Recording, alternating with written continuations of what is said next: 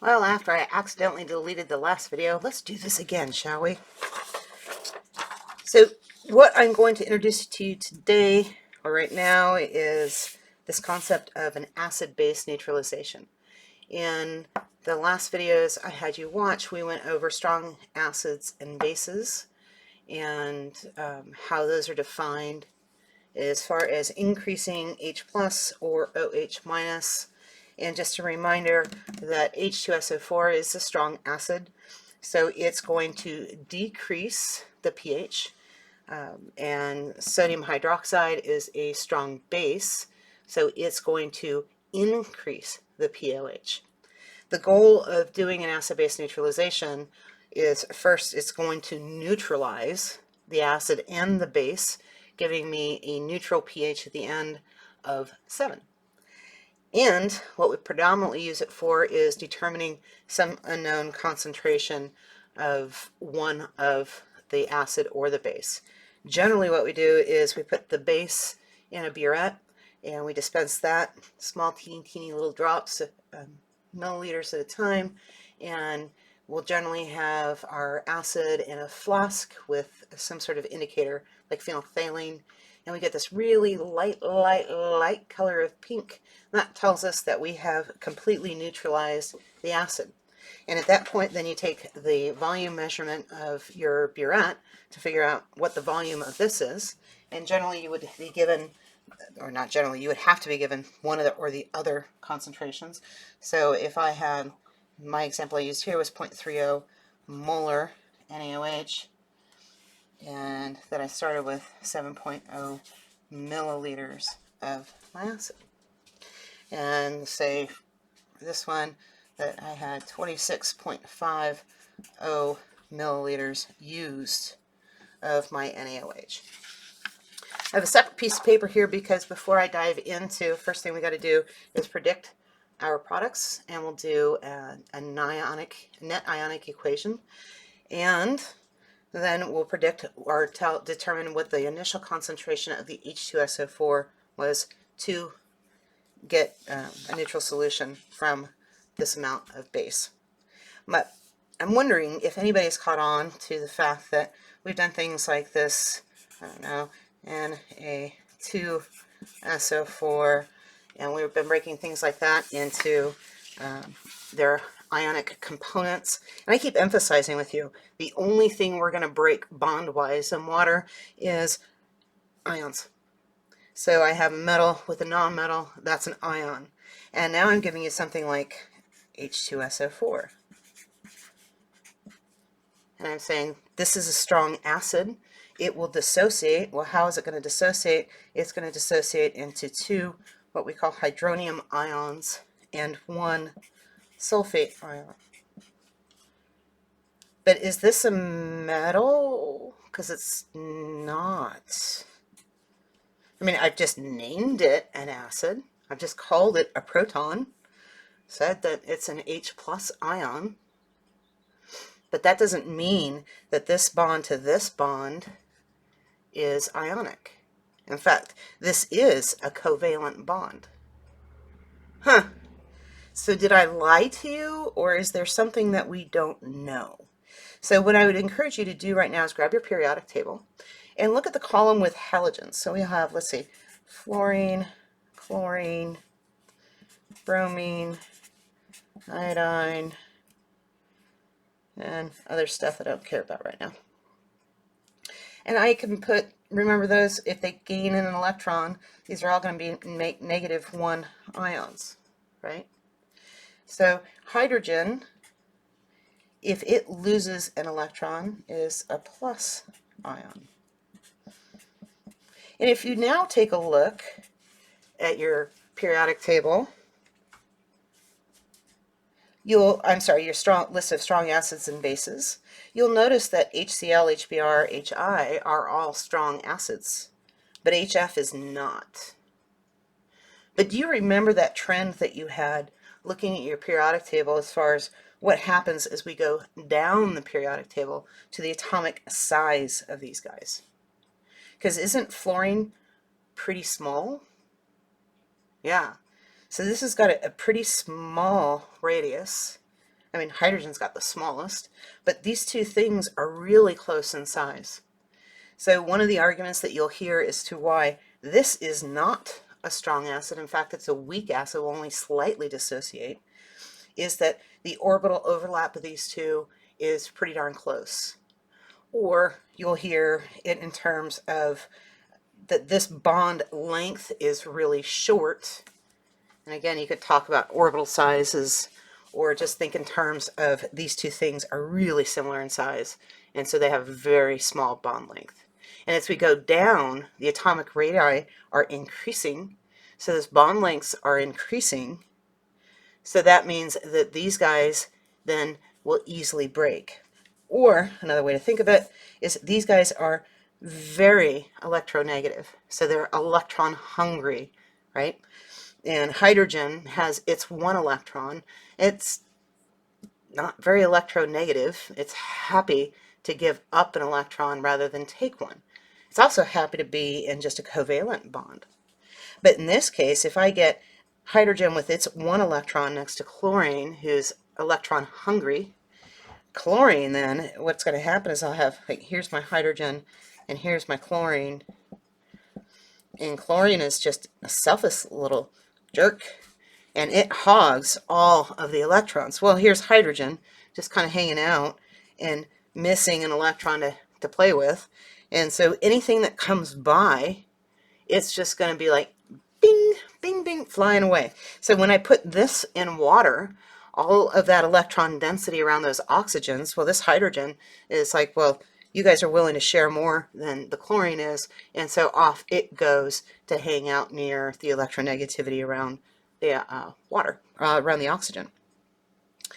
Now, if I do something like this, let's see, go carbon to an oxygen to a hydrogen to an oxygen. This one here, made it messy. Do that, an oxygen, 1, 2, 3, 4, okay. This makes up what we would call a weak acid. And let me put my electrons in here. And it's a weak acid because carbon isn't real electronegative. It's not real electron hungry. And so the balance between these two is pretty stout. There's a fair amount of sharing rather than hogging going on. So this is a very stable covalent bond. It's not going to just pop a hydrogen off. So we will never, ever, never, never, never, never, ever, never, never, never, never, ever, ever, make sure you write that down in your notebook with big exclamation points and circle it. We will never take the hydrogen off of a carbon. This hydrogen, though, that's fair game. So what happens, the reason it's a weak acid, is that these electrons are going shoo, shoo, shoo, shoo, shoo. They're like sharing in between the carbons, the carbon and the oxygens. So every once in a while, the electron density gets away from this hydrogen, and when it does, then the hydrogen is easily enticed to go hang out with somebody who's willing to share an electron or two, somebody with more electron density, and so it'll go off. But that probability isn't as high, so this only weakly dissociates. So your periodic table really is going to be your biggest guide into knowing what's a weak acid and a strong acid. I know you have your list, but you can use that as far as atomic size to really get a good feeling and intuition for it. So now let's break these things up. I have hydrogen, so this is 2 minus, and there's only a 1 here, so plus 1 on my hydrogen. Sodium and hydroxide. Well, if I don't remember what the charge is on a hydroxide, then I can remember that the charge on sodium, because it's a group 1 element, is plus 1 and then minus 1. So now we can put this together. Remember, we're going to swap partners. So I'm going to put this positive hydrogen with this negative hydroxide. So here is my H plus with my OH minus. So no subscripts there. That's done. And now let's go with our sodium and our sulfate. So plus 1, 2 minus. So Na 2SO4.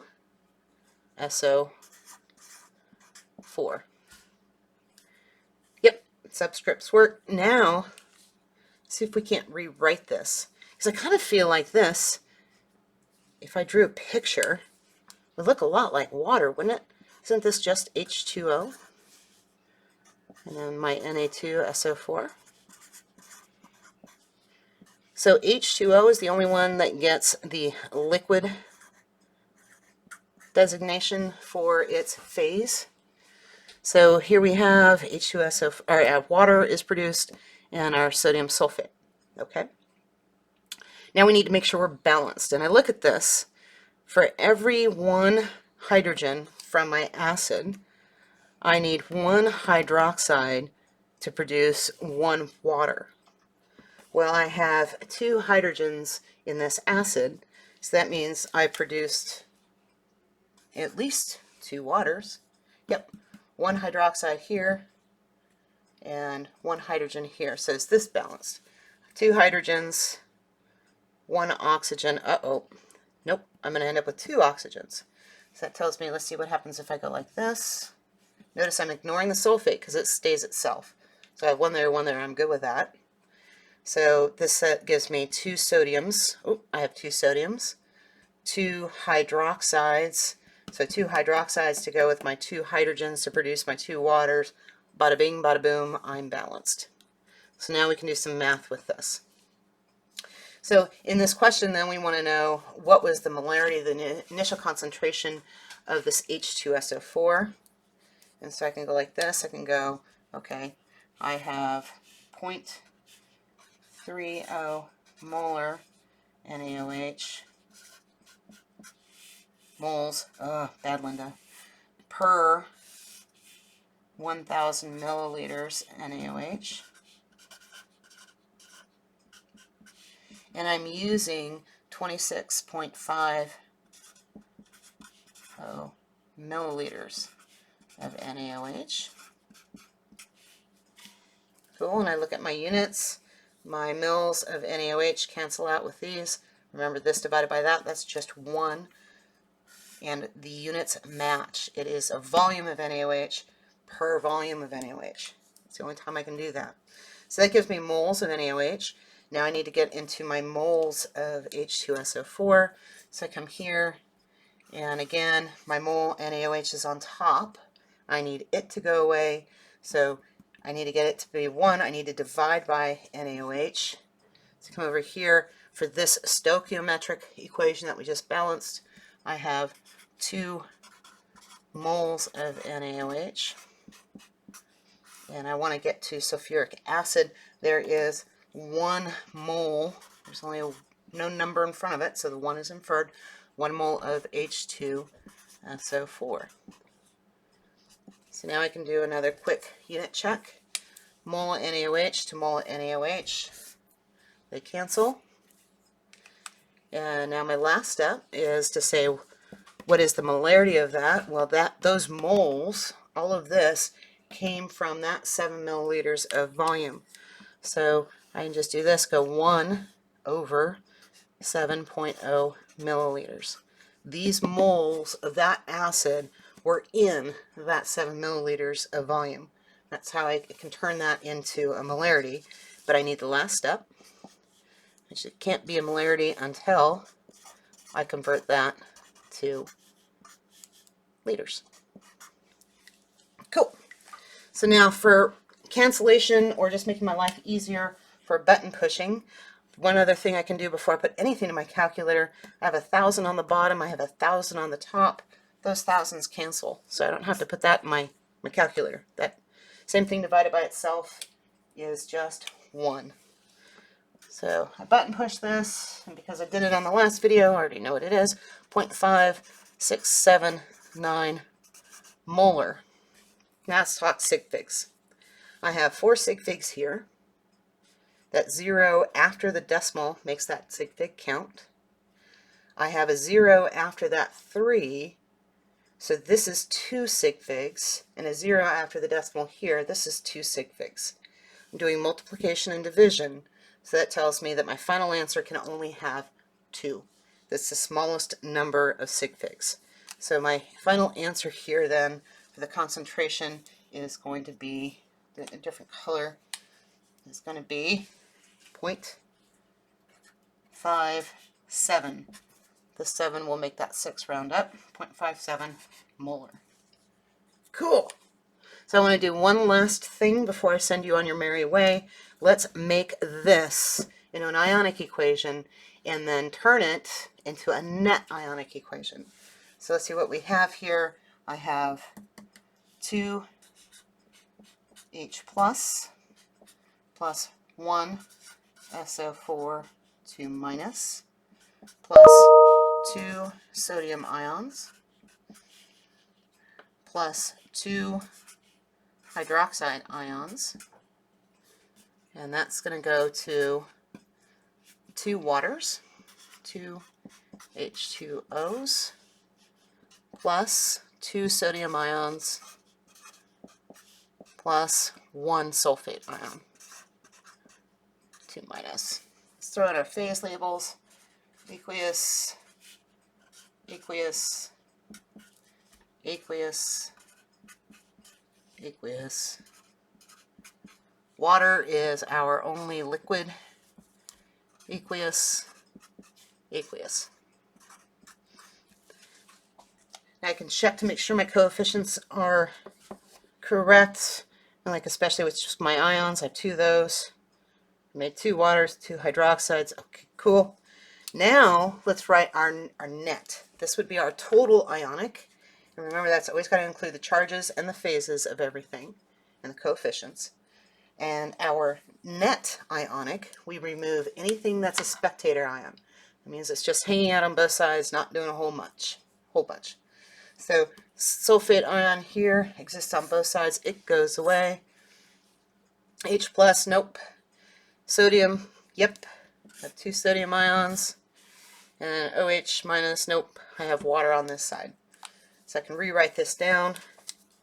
So I have 2 H plus aqueous plus 2 OH minus, make that go away, aqueous going to 2H2O. And hopefully that gives you some hives because I have a 2 in front of everything. So this is not simplified. I can divide by 2, and my net ionic equation, properly written, would be H plus aqueous plus OH minus aqueous goes to water, which is actually our definition of an acid-base neutralization. So I've taken a low pH and a high pH, I've mixed them together, and I got something neutral. So pH is 7, which is water. The other thing that we say is we produce a water and a salt in a total neutralization. Well, here's your salts. Even though they're not in solid form, they're still considered salts. All right. How fun. All right. We will talk later.